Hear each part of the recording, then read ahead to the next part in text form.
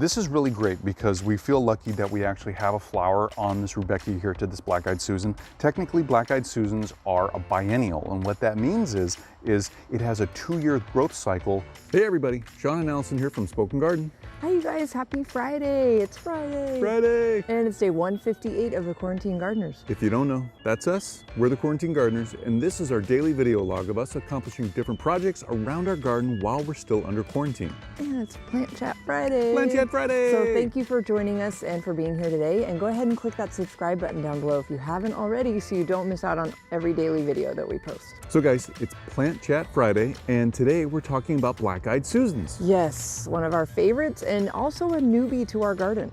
We haven't had these before, so these are very young right now. So we have 3 different cultivars around our yard that we want to share with you, and they're all members of the Asteraceae family. That's the daisy family, if you didn't know. And you know how much we love the daisy family. We feature a lot of our plants on the Friday Plant Chat from the daisy family. So a couple things to know really quick before we show you each plant that we have. Black-eyed Susans, it's Rudbeckia hirta is the botanical name. They all like full sun, they like moderate to regular watering, and well-draining soil. They're all pretty much hardy in USDA zones of 3 to 9. So something to take into consideration if you're picking these or want these in your garden. So here is one of the cultivars we're growing, and this is very new to our garden. It's just this little cute dwarf compact black-eyed Susan. Yeah guys, the name of this black-eyed Susan is Little Gold Star, but its botanical name is Rudbeckia fulgida. It's not a hirta, it's a fulgida. So all the same parameters apply: full sun, well-draining soil, moderate to regular watering. So this dwarf black-eyed Susan, Little Gold Star, will grow 1/2 foot to 1.5 feet high and 14 to 16 inches wide. So it's definitely not at the full maturity yet. And so we did say that in general, black-eyed Susans will grow in hardiness zones 3 to 9. This specific black-eyed Susan is zoned to be hardy to zone 4. So not as hardy as general black-eyed Susans. Okay, you guys, here is one of our other new beautiful black-eyed Susans, and look how healthy this guy is. We decided to put this in a container for now because we weren't sure where else to put it in our yard. And this was sent to us from All America Selections because it's an AAS winner. Rudbeckia hirta American Gold Rush. Sadly, there's just this one spent flower, so sorry that doesn't look very attractive right now. This is really great because we feel lucky that we actually have a flower on this Rudbeckia hirta, this black-eyed Susan. Technically, black-eyed Susans are a biennial, and what that means is it has a 2-year growth cycle from being sown, growing. In the first year, it dies back down to the ground. And then the next year, the second year as a biennial, 2 years, it grows back up and then it flowers. So, but Rudbeckia hirta, they will flower the first year after they've been sown. So we're very lucky, we feel lucky to see this because typical biennials won't do this. And the great thing about Rudbeckia hirta black-eyed Susans is that they can be a temporary perennial. And what that means is as a biennial, they only have a 2-year growth cycle. Well, as a temporary perennial, they can be extended. Their growth cycle, their life cycle can be extended past the 2 years, maybe 3, 4, maybe 5 years, and then the whole plant will actually die back down and it won't come back.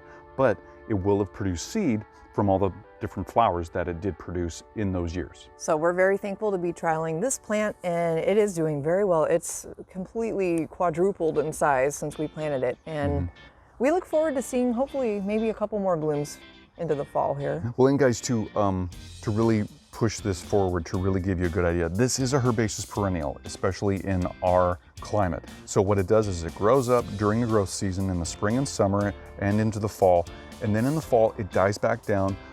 All this foliage dies back down to the ground. It doesn't stick around for most of the year. Some of it might stick around really low to the ground, some of it might not, but it is considered a herbaceous perennial, so some, if not all, of this leaf tissue and stem tissue will wither and die over the winter.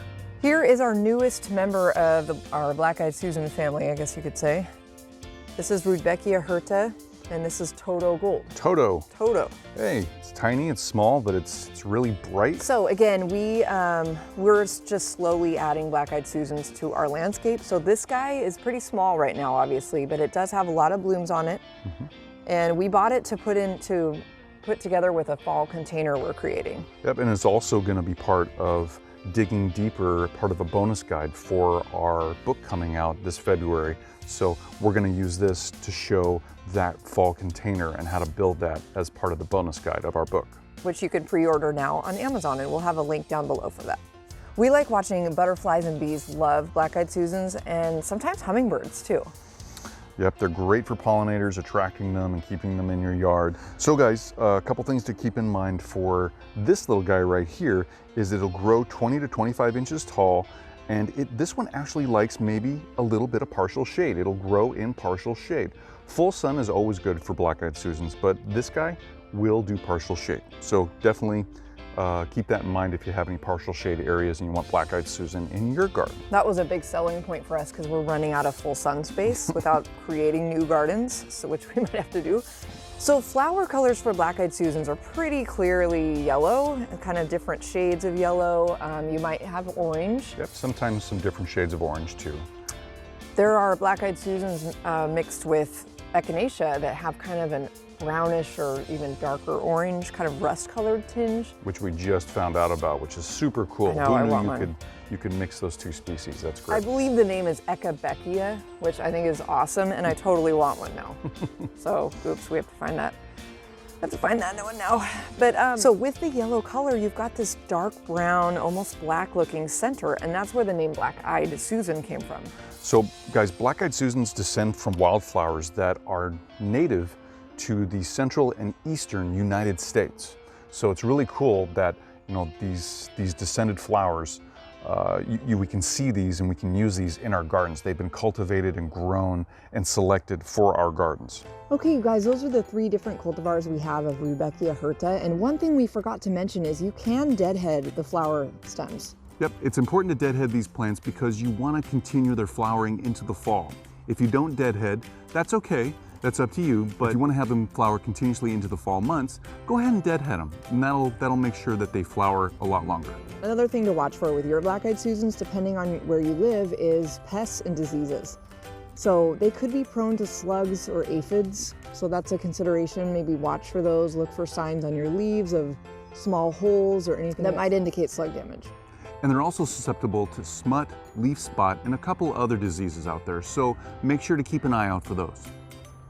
So we hope all of that was helpful for you today, you guys, especially if you're growing your own black-eyed Susans or looking to grow some in the future. So guys, leave your comments and questions down below for us. We love hearing from you. Give us that thumbs up, let us know we're doing a good job, and subscribe to our channel so you get updates on our latest videos. Yeah, that's a wrap for this week's Plant Chat, you guys. We'll be back tomorrow with our Garden Tool Saturday, so come on back and see which tool we're highlighting. And have a great start to your weekend, you guys. Have a great day, everybody. Bye, everybody. Bye-bye.